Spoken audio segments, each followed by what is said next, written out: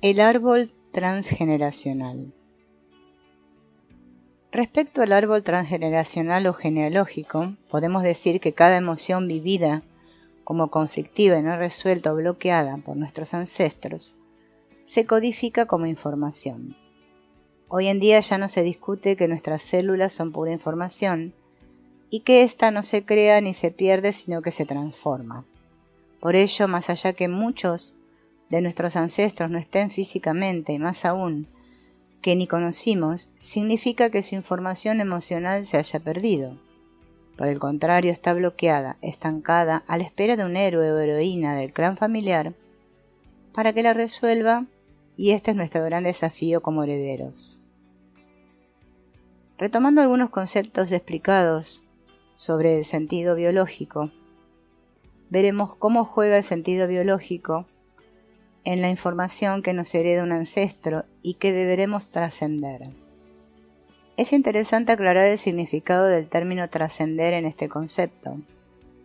Cuando tengo información emocional heredada, cargo con la responsabilidad de solucionar de la mejor manera el conflicto bloqueado, por lo tanto se presentan dos caminos: repetir o reparar. Repetir un conflicto heredado significa transitar las mismas emociones que el ancestro. Por ejemplo, si mi abuelo fue alcohólico, yo seré alcohólico. Si mi abuela tuvo muchos abortos o partos complejos, yo tenderé a abortar mis concepciones o a vivir partos en donde se corre peligro de muerte. Reparar un conflicto heredado tiene como objetivo morigerar o eliminar las vivencias del ancestro. Por ejemplo, abuelo alcohólico, nieto abstemio. Abuela con muchos abortos, nieta estéril.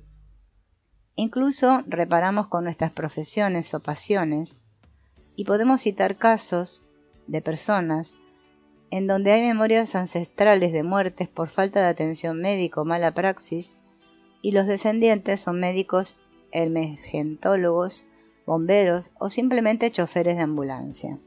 Están reparando con sus profesiones lo que más arriba se vivió en forma conflictiva y sin solución. Ya entrados en terreno de nuestro árbol transgeneracional, es importante incorporar la metodología para analizar la forma de heredar conflictos emocionales, porque surge la pregunta: ¿por qué yo heredé esto de mi abuela y no de mi hermana? ¿Por qué tengo que hacerme cargo de la estafa de mi bisabuelo? Aquí deberemos explicar la sincronicidad de fechas. ¿Alguna vez se preguntaron por qué nacieron el mismo día que un abuelo o abuela, o de sus padres, o más llamativo aún, en la misma fecha en que falleció un ancestro? Esto es sincronicidad de fechas. El árbol transgeneracional es un sistema matemático perfecto que va tejiendo una red informático-emocional para solucionar los conflictos no resueltos del clan familiar.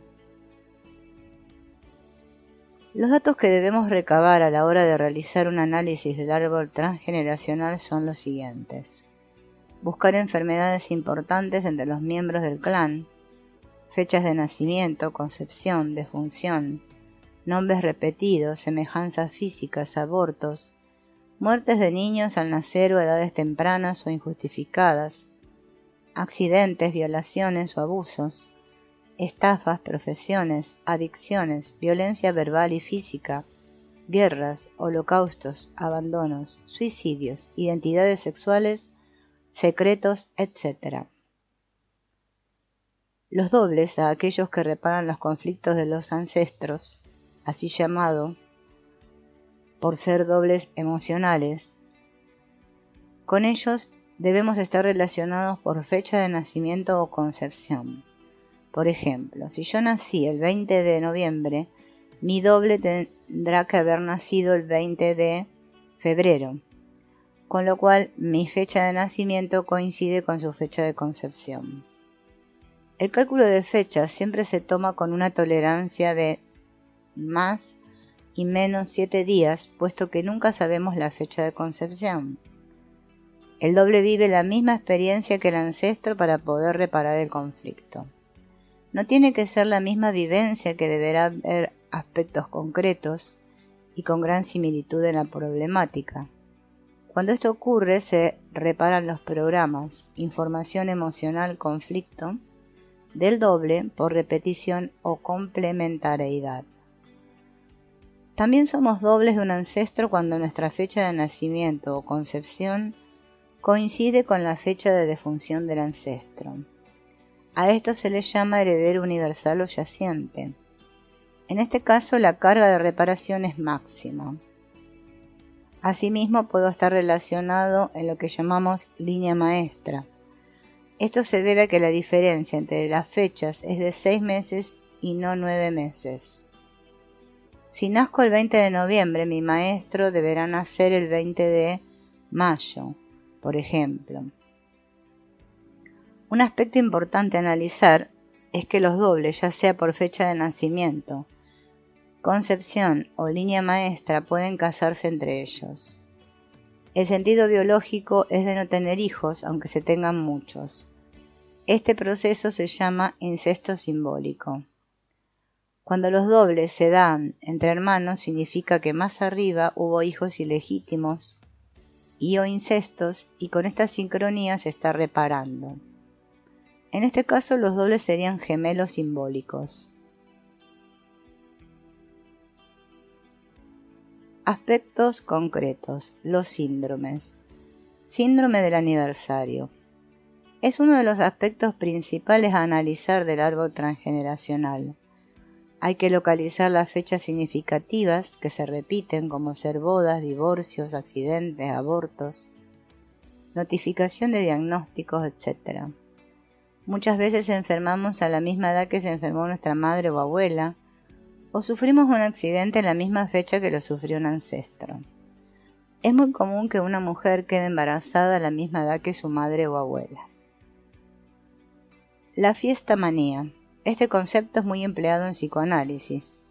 Significa una fiesta en un momento inadecuado.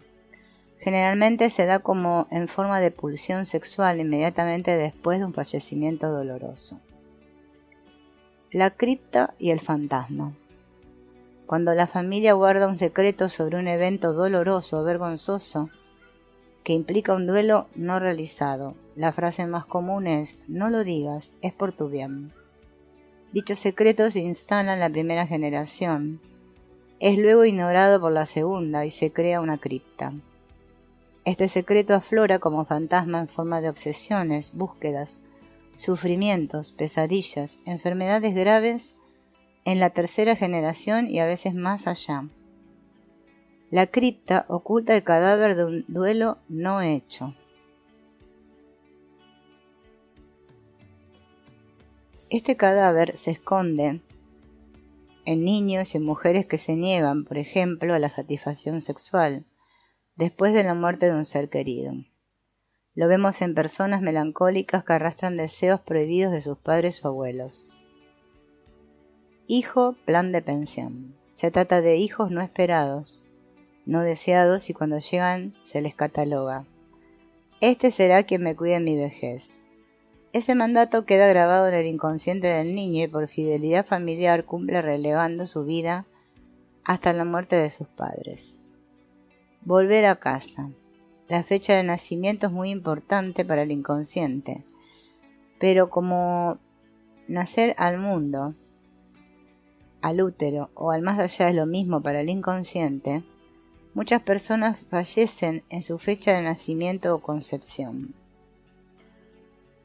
Parentalización. Se dan personas que asumen el rol de padres de sus padres o se ocupan de todos los problemas familiares, hermanos, sobrinos, etc. Resumiendo lo explicado, podemos decir que más allá de que nuestros ancestros no estén físicamente, la información emocional correspondiente a los conflictos no resueltos o vividos como un shock inesperado, sin solución aparente y sostenido en el tiempo, no se pierde, sino que se hereda a través de 3, 4 o 5 generaciones para ser trascendida. ¿Cómo funciona nuestra mente con esta información? Ante todo, debemos explicar que la mente se divide en consciente e inconsciente. El consciente percibe entre un 3 y un 5% de la información, captando 40 estímulos por segundo aproximadamente, y el inconsciente trabaja con 95-97% restante, percibiendo 40 millones de estímulos por segundo. Con estos datos ya podemos afirmar que nuestra mente inconsciente domina nuestra vida y nuestras acciones. Es como si el consciente fuera la punta del iceberg que vemos y el inconsciente la masa que está debajo del mar. Gracias a Sigmund Freud, Carl Gustav Jung y a Anne Schutzenberger, entre otros, podemos conocer los mecanismos de esta mente inconsciente y sus características. Incluso conocer que tenemos un inconsciente individual, otro familiar, otro social o colectivo, unidos a un sistema universal. Carl Gustav Jung, partiendo de los enormes descubrimientos de Freud, propone que el inconsciente posee las siguientes características. Es inocente, con lo cual no juzga. Es atemporal, no sabe de tiempo y espacio. Todo es real, no discrimina entre real y virtual o simbólico. El otro no existe, todo es yo. La proyección que hacemos hacia otros es nuestra propia necesidad. Gracias a esta información podemos saber que un bioshock o biochoque emocional puede darse real o simbólicamente. Puede haber ocurrido hace años y lo vivimos en el presente, y depende siempre de nuestra percepción. Dentro de la metodología de la biodescodificación emocional y más aún, bajo el gran marco que ofrece la bioneuroemoción, aprovechamos estas características de nuestra mente inconsciente a favor del consultante. Existen muchas opciones para abordar los conflictos y aprovechar la información que nos brinda el inconsciente, y entre ellas podemos citar la hipnosis ericksoniana, la línea de tiempo, las regresiones y el tarot terapéutico. Todas ellas interpretando el sentido biológico del síntoma o enfermedad. Nuevamente aparece el concepto de sentido biológico y cabe recordar que es la posibilidad de correr al consultante de la posición de víctima y recolocarlo como responsable, y a su vez desenterrar la pregunta de ¿por qué a mí? Y reinstalar ¿para qué a mí? ¿Qué viene a decirme este síntoma o enfermedad? A esta altura debemos explicar que nuestro síntoma o enfermedad puede originarse en distintas etapas de nuestra existencia emocional. Puede corresponder a nuestra vida contemporánea, desde los 3 años a la actualidad. Puede provenir de nuestro proyecto sentido, 9 meses antes de la concepción y periodo de embarazo, más 3 años. Puede heredarse del árbol transgeneracional a través de la afinidad, sincronicidad con nuestros ancestros. Vida contemporánea.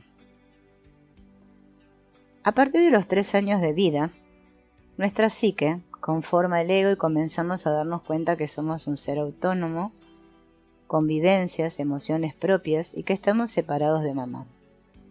Igualmente debemos aclarar que a pesar de transitar nuestra vida contemporánea con conflictos propios desde los 0 a los 7 años, estamos bajo la influencia emocional de mamá y de 7 a 14 en el área emocional de papá.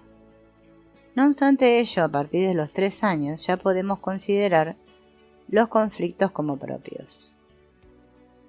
El proyecto sentido. Etapa en la cual las emociones de mamá y papá nos influyen directamente.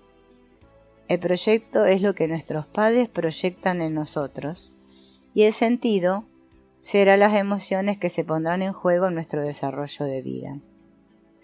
Si se quiere una especie de programación, como decía Jung, no venimos a esta vida como un papel en blanco, ya tenemos nuestras neurosis.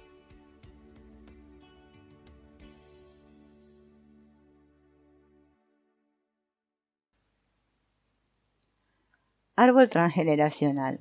Recibiremos como herencia la información emocional a trascender, repetir y reparar, todas aquellas vivencias que nuestros ancestros no han podido solucionar. Debemos saber que nuestro árbol habla, decide, programa, tiene un plan para nosotros y para su propia supervivencia.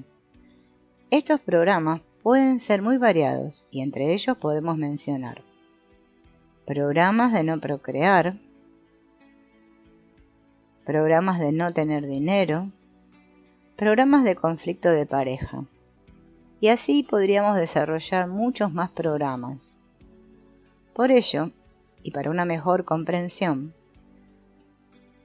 expondremos a continuación los casos más sobresalientes que surgen de las consultas, aclarando que son todos casos reales de los que se ha preservado sus entidades por razones profesionales. Casos reales de consulta. Síntomas: obesidad, sobrepeso. No puedo realizarme en mis deseos. Consultante, mujer de 39 años, casada, 3 hijos.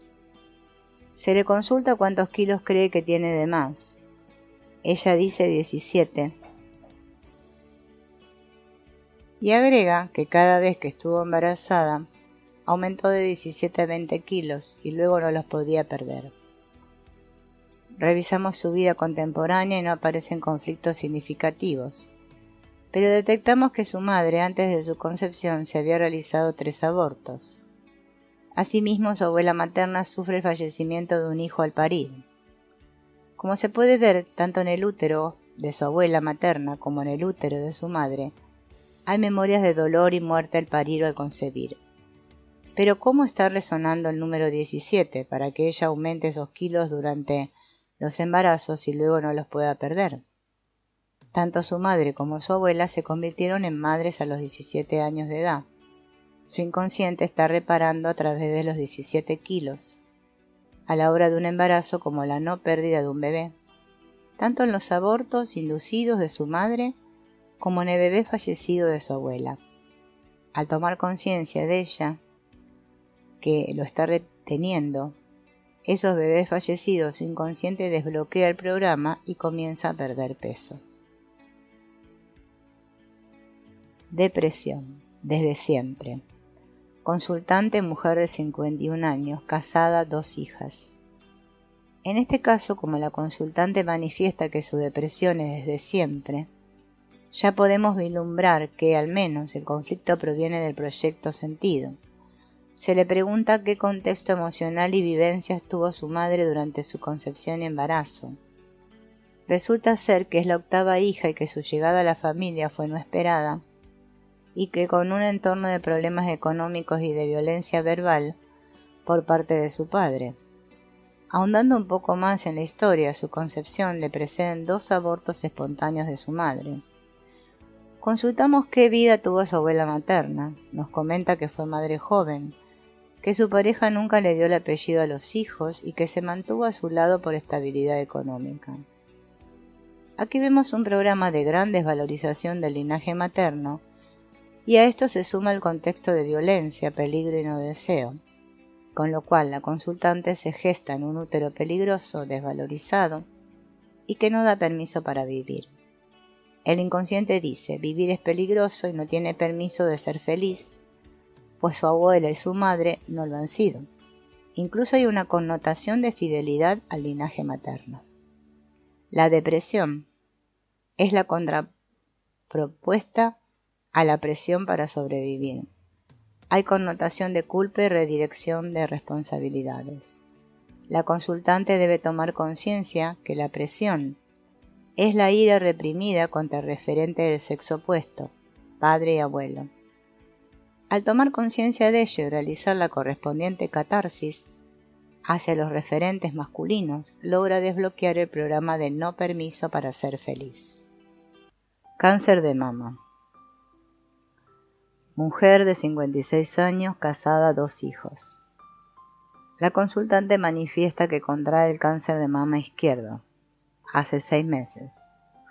Cabe aclarar que en estos casos es importante conocer la lateralidad de la persona, diestra o zurda, para saber si el conflicto está anclado en su hemisferio cerebral derecho o izquierdo y para abordar el conflicto con los hijos o con su pareja, ya que cualquier dolencia en los pechos tiene que ver con problemas en el nido.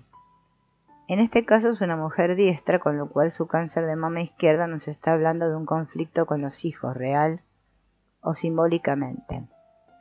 Consultamos qué vivencia traumática ocurrió hace 6 meses o quizás antes, respecto de sus hijos y nos cuenta que su hijo menor, quien todavía vive en casa, se va a ir a vivir con la novia al extranjero.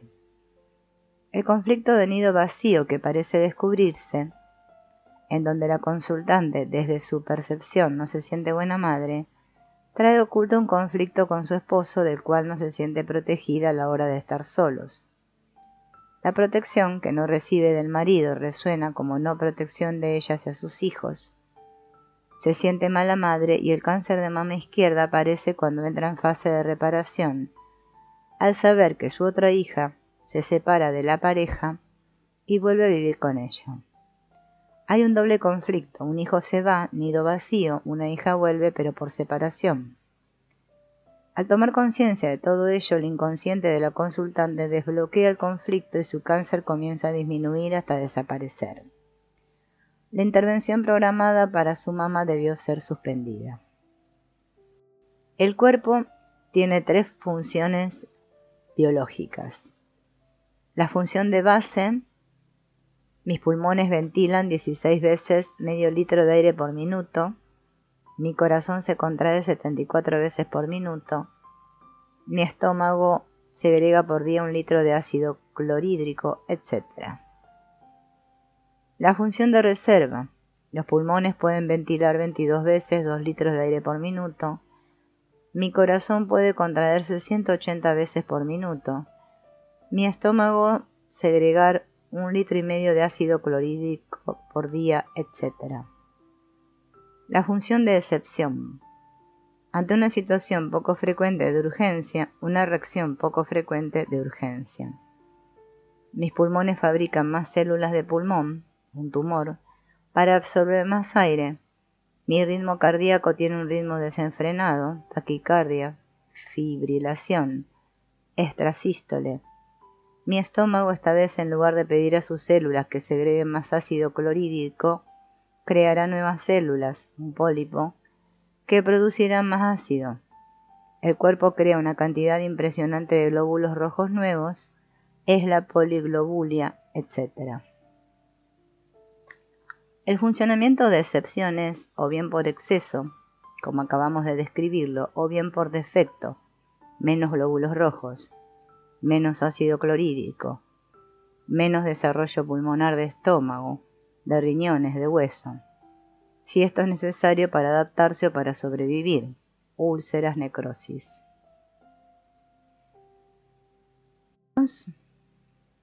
5 comportamientos biológicos en función de la necesidad del acontecimiento exterior.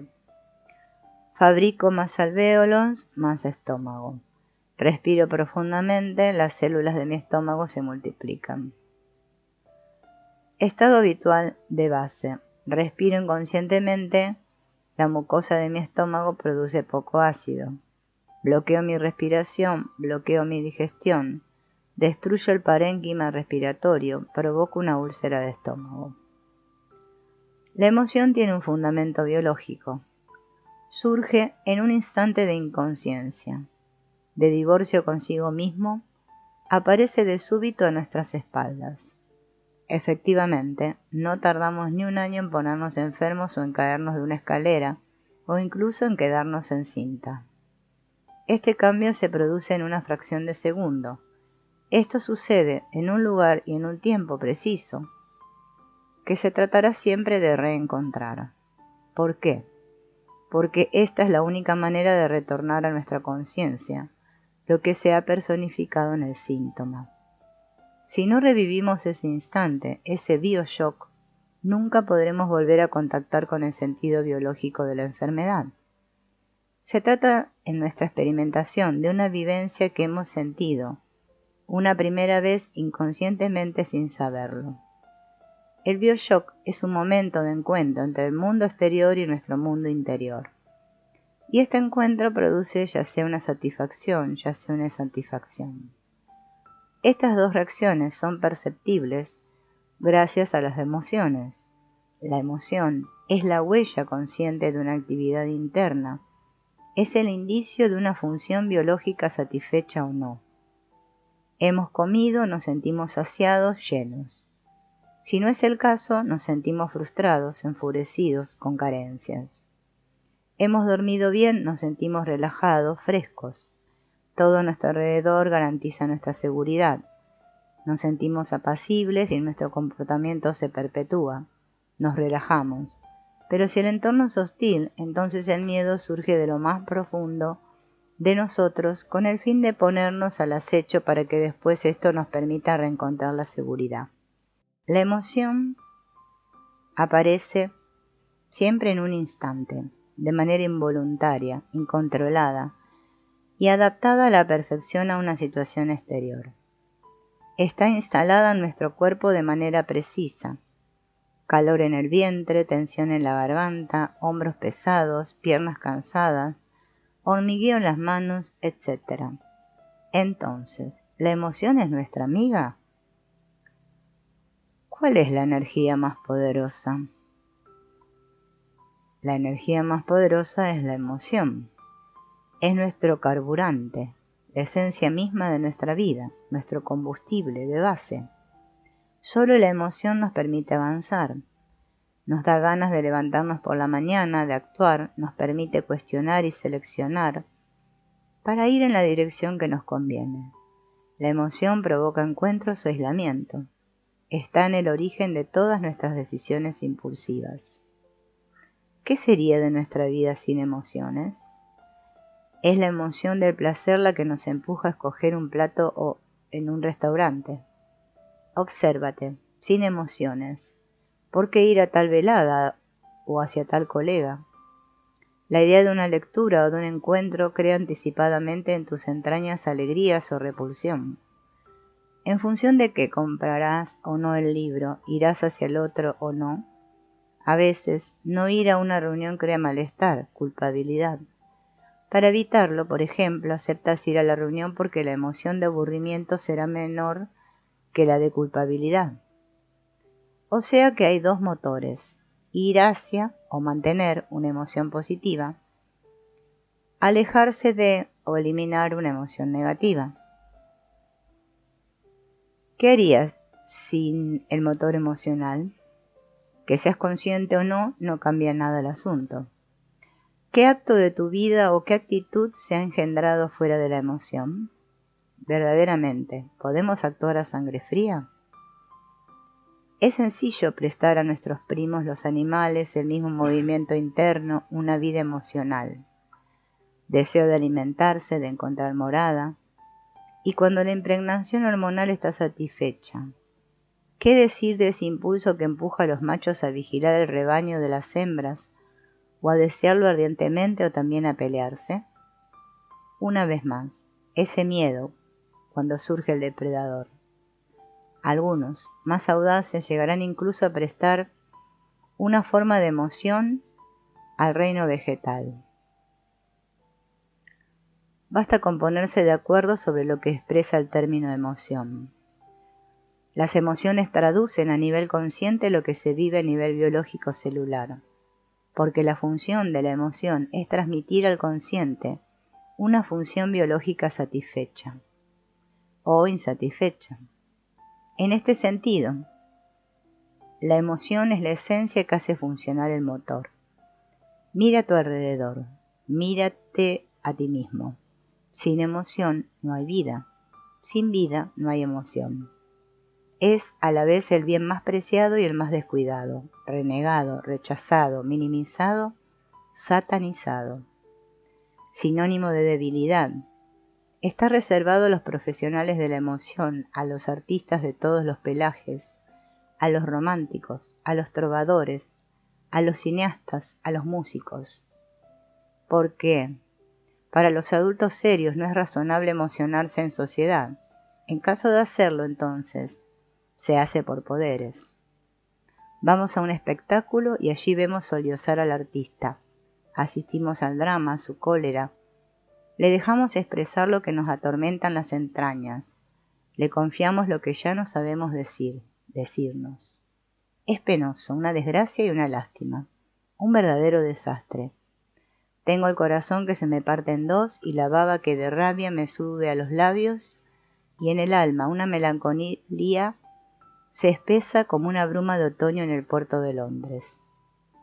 porque es lo que nos hace vivir, lo que nos mata por defecto. Sí, decir lo que nos da placer es lo que por defecto nos hace sufrir. Si la espiritualidad, la cocina o el deporte te hacen vibrar y en sí mismos dan sentido a tu vida, el día que te los quiten de lo más profundo de ti, llegará la emocional pregunta: ¿por qué seguir viviendo? Si lo que está en el origen de todos tus placeres, como por ejemplo el sexo, la cultura, la vida en familia, falta, ¿cuánto sufrirás por haber tenido ese vínculo como fuente de placer? Las enfermedades, los síntomas, contienen en sí mismos todas las emociones que no te dijiste. ¿Por qué? Pues bien, nuestro cuerpo es el conjunto de nuestros órganos que garantizan su actividad de forma inconsciente: digerir, latir, coordinar, filtrar, almacenar, segregar. Una sensación negativa, luego una emoción, sobrevienen cuando una función biológica ya no está satisfecha: alimentarse, dormir, sentirse seguro, reproducirse, moverse. Entonces nos sentimos hambrientos, frustrados, furiosos, irritados, en peligro. El inconsciente es biológico, está en el cuerpo, en cada una de nuestras células. La vida es biológica por naturaleza, por esencia, y psicológica por accidente, es decir, en el momento de un conflicto, de un imprevisto. ¿Y qué es un imprevisto, un accidente, un bioshock? El bioshock nace en un instante preciso y se vive en un lugar preciso. Aparece cuando un acontecimiento es vivido como conflictivo e imprevisto, dramático, sin solución satisfactoria. Vivido solo, no podemos compartir lo que sentimos en nosotros mismos, no tenemos las palabras para traducir esto, para expresar lo que se queda impregnado. Se produce cuando un acontecimiento exterior nos encuentra desprovistos, cuando ya no podemos adaptarnos a lo que pasa. No tenemos nada en la recámara, en la memoria, en nosotros, en nuestros aprendizajes, que nos permita salir de la situación. Ninguna solución consciente. Entonces solo nos quedan como salida las soluciones inconscientes, aquellas que se sitúan en nuestro cuerpo. Pero, ¿dónde están estas soluciones inconscientes? En nuestras células, memorias de la evolución, mutaciones exitosas para sobrevivir aún más. Sí, siempre es cuando se produce este imprevisto, que es el bioshock, cuando aparece la vivencia. Es el oro de la terapia: dejar llegar a la conciencia la vivencia biológica conflictiva. Piedra de Rosetta y piedra de fundación de la biodescodificación. En efecto, cada síntoma físico, cada vivencia de enfermedad es una encarnación, una puesta a punto en nuestra carne de un instante preciso, conflictivo, es decir, vivido con emoción. ¿Y dónde se encuentran nuestras emociones? ¿Cuál es el escenario de expresión? El cuerpo, por supuesto, siempre el cuerpo.